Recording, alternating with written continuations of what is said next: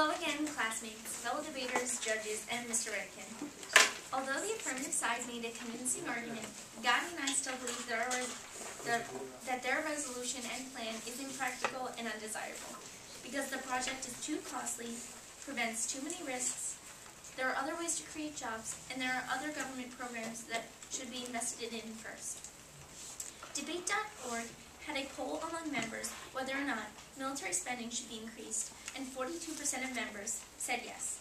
They argued that the U.S. needs increased military spending because the world is a dangerous place.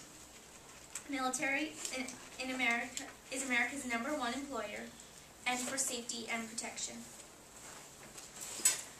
In response to the affirmative's analogy that kids fall down and they usually stop when they get hurt, I babysat. That's not so much true.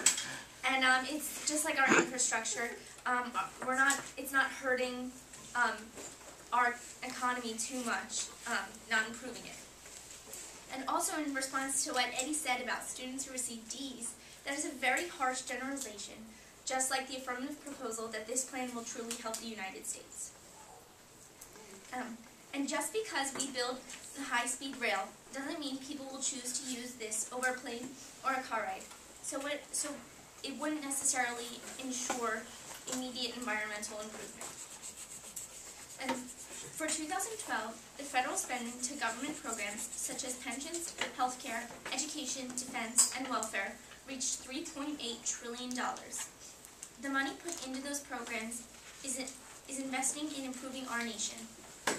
Faulty bridges have killed 14 people in the past decade, whereas 26,000 people died in 2010 alone because they had no health insurance. Why make that $3.8 trillion an even bigger number over an issue smaller than the ones the U.S. government is already handling? Thank you, and vote negative.